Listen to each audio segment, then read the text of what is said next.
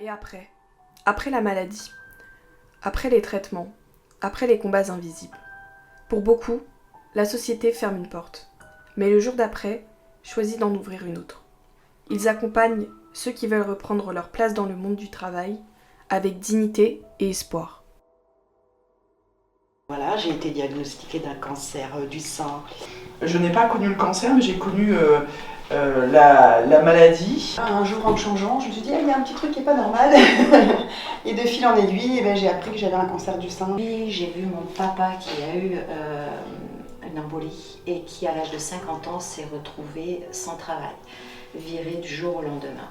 Et évidemment, quand on est malade, on se pose énormément de questions, on n'a plus du tout la même vision sur la vie, sur les choses, sur les priorités. Moi, la maladie m'a forcé à prendre en compte mon corps et tous les signaux qu'ils envoyaient. Et quand on écoute, il crie beaucoup. De la colère, mais aussi la conscience que je ne pourrais pas reprendre le travail ni continuer ma vie comme ça en étant dans cet état-là en fait. Je me posais énormément de questions. Je vais être rejetée, je ne vais pas être acceptée. Petit à petit, c'était la descente aux enfers.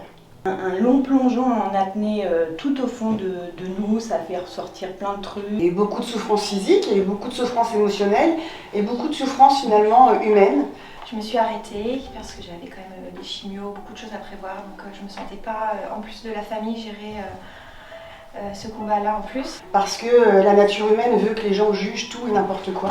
Et quand on a beaucoup souffert avec les traitements, tous ces cocktails chimiques qu'on ingère. J'ai pas mal de colère moi qui ressort.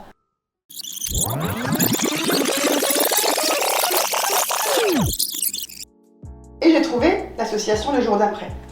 Et là, je me suis sentie vraiment à ma place et pour moi, ça a été un soulagement. J'ai vu la transformation d'atelier en atelier.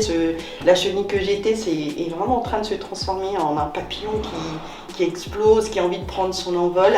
Du coup, ouais, c'est ce partage d'expérience et puis c'est cette espèce de sororité qu'on peut avoir aussi, qui fait que ça aide. Et tout de suite, je me suis rapprochée de l'association que j'ai trouvée sur internet en cherchant parce que le milieu associatif a été vraiment très présent pour moi pendant tout au long de mon cancer. Et j'ai même vécu des choses incroyables, des très belles choses tout au long du cancer. Donc c'est pour ça que j'ai pensé à aller chercher ça, une association qui pourrait m'aider. Je me sens soutenue à chaque séance, il n'y a pas de jugement. Si on a envie de pleurer, on pleure. Si on a envie de se marrer, on se marre. Mais en tout cas, voilà, c'est comme ça, je trouve, qu'on se reconstruit. Et pour moi, c'est un vrai renouveau, c'est une vraie renaissance en fait. J'ai vu que des filles que j'admire, parce que je trouve vraiment tout exceptionnel.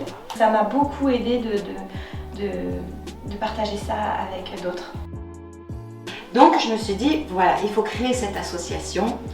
Avec Christophe, on s'est lancé donc, dans ce parcours-là et créer aussi Co-Résilience, donc ce parcours pour faciliter le retour et le maintien dans l'emploi des personnes qui ont eu un long arrêt maladie, qui ont eu une maladie chronique ou un cancer. Et je dis, c'est ça qu'il faut que je fasse là, voilà. Et pas au-delà de simplement faire mon métier, c'est aussi de créer une association parce que justement une responsabilité sociétale, c'est de dire on doit faire avancer les choses, on doit faire en sorte que la mentalité change.